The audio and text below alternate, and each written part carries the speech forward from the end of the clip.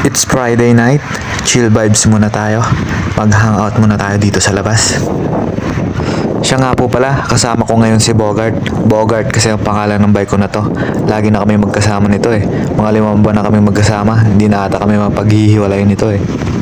Lumabas nga po ako kasi inaya ako ng aking mga ka-department na mag-inom kami sa labas. Hindi pa ako umiinom. Parang naiisip ko na kung anong mangyayari sa akin mamaya. Mukhang gagapang na naman ako pauwi ng dorm ah. Magtutulak na naman ako kay Bogart nito pag ganitong mga sitwasyon. Dinala ko na nga po si Bogart kasi medyo malayo-layo yung pupuntahan kong inuman eh. Matino-tino pa ako sa ganitong sitwasyon. Nakakapag-bike pa ako. Wala pang bahid ng alak yung katawan ko eh. Ang lakas-lakas ko pa dyan. Mamaya pag uwi ko, bangengi na ako nyan. Medyo malapit-lapit na nga po ako sa aking pupuntahan. 5 stoplight kasi yung tinawiran ko eh. Kanto to kanto kasi yung stoplight dito. Lumampas na nga po ako. Dumiretso ako sa dulo. Iikot na lang ako. Malapit na nga po ako at natatanaw ko na yung mga kaibigan ko. Mukhang sila yung nakaupo dun sa unahang lamesa. Ayan na nga po at sila nga po pala. Yan po yung mga kaibigan ko. 5 nga po pala silang nandito. Hindi naman sila napaghahalata ang lasinggera. Tingnan mo naman, baso pa lang. Solved ka na. Eto nga palang 2 dalaga na to ay single to since birth. Charot lang. Mababait yung mga kaibigan ko na yan. Mga loyal yan. Baka may loyal kayong kaibigan dyan. Rereto ko na to. 3 nga po pala yung mga kaibigan ko. 3 naggagandahan sa SMT. Yan nga po pala yung isa, si Judy. Tingnan mo naman, ngiti pa lang ng kaibigan ko, may in-love ka na. Parang gusto ko nang umuwi ah. Mali ata ako ng desisyon ko sa buhay ngayong gabi ah. Maling inuman ata yung napuntahan ko. Mukhang napaghahalataan kong hindi ata uso ang baso dito. Pitchil-pitchil ata. Tama ba kaya itong pinasok kong inuman na to ah? Parang nagkamali talaga ako ng pinasok. Matikman nga tong laman ng pitchil na to. Unang inom, napapaagad. At pumangalawa pa, parang masarap ah. So hi guys, welcome to the vlog of Mac. Ayan, say hi guys. Hi.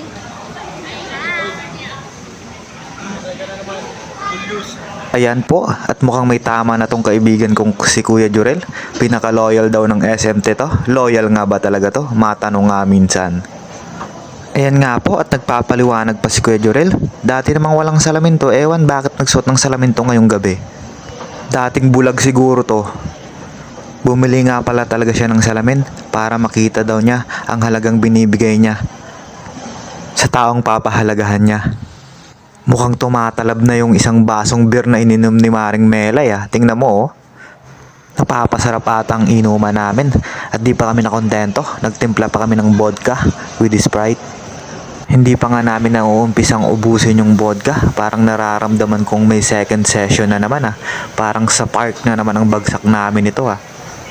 Si Ate Judy nga po pala yung nag-hi dyan. Siya yung isa sa pinaka-loyal din sa SMT. Loyal sa pagtatrabaho. Sabi ko na nga ba at hindi ako nagkamali eh. Sa park na naman ang bagsak namin ito. Pag sila talaga ang kasama ko, mababa ng alas 5 bago umuwi. Eto na nga ba yung sinasabi ko? At nandito na nga po kami sa park. Nakita nga namin din yung kaibigan namin na nagiinom dito. Kaya sumabay na rin lang din kami sa kanila. Mukhang tatak Diablo yung iniinom na. Kulay green. Yan nga po oh. At mukhang lasing na ako dyan. Si Kuya Chabs nga po pala yan, isa rin sa kaibigan ko. Handsome ng sinaw yan. Okay, Elmer, mag-shoutout ka. Shout out in the fling in the thing. We're in the park of Litong here. Kita mo naman ang tama ng markang Diablo. Ayos na ayos talaga. Mukhang napaghahalata ang gutomata si Kuya Chabs ah. Nagpapudpanda pa ng fried chicken oh. Ayan nga po pala si Kuya Julius. Hindi nagpaalam sa jowa yan. Huli ka ngayon, boy. Try ko nga mag-practice paano mag-promote ng alak. Baka mamaya may magkamaling kunin ako maging endorser eh. At ayun nga na po, salamat po. At talaga na pong tinalaban na po, natulog na po. Natulog na po, ayan po ang kanya. At di ko na nga kinaya. At At ako'y natulog na dito sa bangko. 3 klaseng alak kasi yung inom namin. Kita mo, bangengi na ako. Sa sobrang lasing ko nga, nag-aya na akong umuwi kasi gusto ko nang matulog kasi umaga na at sisikat na yung araw. Parang hindi ko na nga kayang magbike eh. Umiikot na yung mundo ko sa'yo ay yung ulo ko sa alak.